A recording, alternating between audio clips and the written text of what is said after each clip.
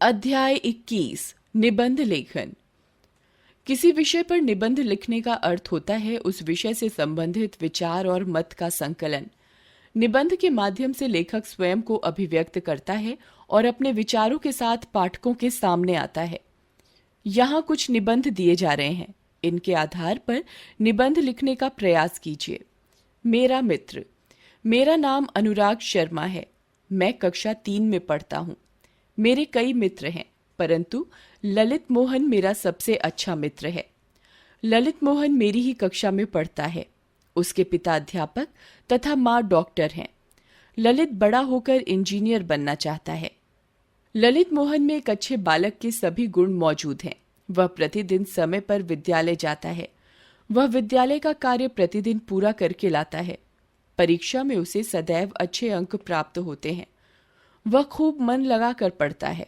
उसका परिश्रम देखकर सभी उसकी प्रशंसा करते हैं। प्रायः हर परीक्षा में उसे प्रथम स्थान प्राप्त होता है।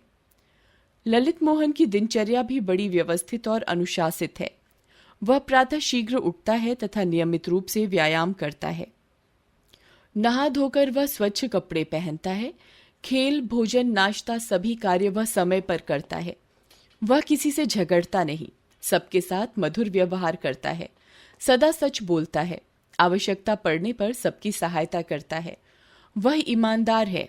ऐसे मित्र पर मुझे गर्व है। ग्रीष्म ऋतु। हमारे देश में 6 ऋतुएं होती हैं: बसंत, ग्रीष्म, वर्षा, हेमंत, शरद व शीत ऋतु। मई और जून के महीने ग्रीष्म ऋतु के होते हैं। इन दोनों महीनों में भीषण गर्मी पड़ती है। इस ऋतु में दिन बड़े और रातें छोटी होती हैं। ग्रीष्म ऋतु स्वास्थ्य की दृष्टि से उत्तम नहीं होती। इस ऋतु में श्रम करने का मन नहीं करता। सभी लोग धूप से बचने और छाया में रहने का प्रयास करते हैं। केवल रात्रि में कुछ आराम मिलता है। इस ऋतु में लोग महीन कपड़े पहनते हैं। गर्मियों में रसीले फल, मीठे आम, तरबूज, खरबूजे आदि खूब मिलते हैं। गर्मी के कारण हमारे शरीर से पसीना निकलता है। ये रसीले फल हमारे शरीर में पानी की कमी दूर करते हैं। गर्मी में शीतल पेय तथा शरबत आदि पीने का मन बना रहता है। ठंडे पहाड़ी स्थानों पर सैलानी पहुंच जाते हैं। इससे वहां रौनक बढ़ जाती है। लोग भीषण गर्मी से छुटकारा पाने को विभिन्न हिल स्टेशनों पर पहुंच जाते हैं। जून की भीषण गर्मी से तपते लोग वर्षा ऋतु की बड़ी बेसब्री से प्रतीक्षा करते हैं।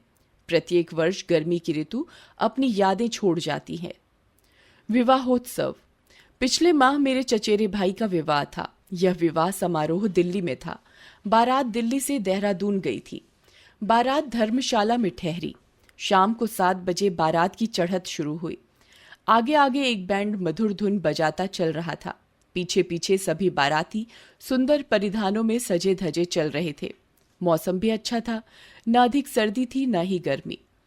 दूल्हा एक सजी हुई खुली कार में बैठा था। कुछ बाराती आगे आगे बैंड की धुन पर नाच रहे थे। बारात बीच बीच में रुकती, लोग नाचते और फिर आगे चल देती। लगभग 11 बजे बारात लड़की वालों के मकान के सामने पहुंची। मकान सुंदर ढंग से सजाया गया था। फिर वहां रंग बिरंगी रोशनी फैली हुई थी। एक और बड़ा शामियाना भी लगा था। सभी बाराती शामियाने में बैठ गए। दूल्हा तथा दुल्हन ने एक दूसरे के गले में मालाएं डाली। माल्यार्पण के पश्चात बारातियों को शानदार दावत दी गई। प्रातः 6 बजे बारात की विदाई हुई। सभी बाराती हंसी खुशी लौट गए। दीपावली। दीपावली हिंदुओं के प्रमुख त्योहारों में से एक है। यह एक बड़ा त्योहार है। सारे भारत में इसकी धूम रहती है। यह कार्तिक की अमावस्या को मनाया जाता है। कहते हैं कि इस दिन राम, सीता और लक्ष्मण के साथ 14 वर्ष के वनवास के बाद अयोध्या लौटे थे। उनका स्वागत करने के लिए सारी अयोध्या सजाई गई थी। दीपावली मनाने की तैयारी कई दिनों पहले से की जाती है। लोग अपने घरों की सफाई तथा पुताई करते हैं। घरों तथा दुकानों की सजावट की जाती है। दीपावली से कुछ दिन पहले बाजारों में बहुत भीड़ हो जाती है। लोग इस अवसर पर नए वस्त्र तथा बर्तन आदि खरीदते हैं। दीपावली की शाम बहुत चमक दमक वाली होती है। लोग अपने घरों को रंग बिरंगी रोशनी से सजाते हैं। रात को महालक्ष्मी की पूजा की जाती है। लोग मित्रों व रिश्तेदारों को मिठाई व उपहार भेजते हैं। बाजार मिठाइयों की दुकानों से सज जाते हैं। बच्चे पटाखे व फुलझड़ियां छुड़ाते हैं। चारों ओर पटाखों व बमों की ठां ठां सुनाई देती है। बहुत से लोग लक्ष्मी पूजा के नाम पर जुआ खेलते हैं। यह एक गलत परंपरा है।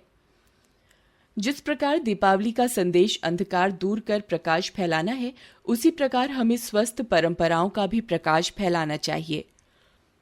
दीपावली का यही संदेश है जिसे याद दिलाने के लिए यह त्योहार प्रतिवर्ष आता है।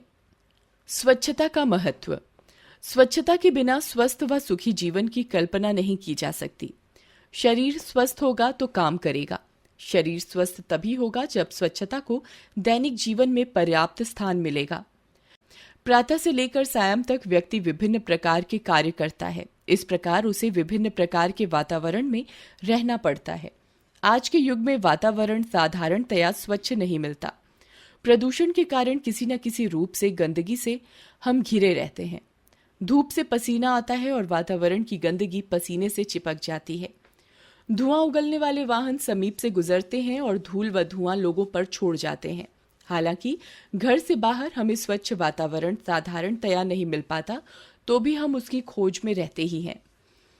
हमें शरीर की प्रतिदिन सफाई करनी आवश्यक हो जाती है। हमें अपने दांत, आंखें, नाक, कान आदि पूर्णतया साफ रखने चाहिए। प्रतिदिन स्नान करना चाहिए। मैले कपड़ों को नहीं पहनना चाहिए। उनके कारण हम बीमार पड़ सकते हैं। गंदे बर्तनों में या गंदे हाथों से कुछ भी खाना नहीं चाहिए। छींक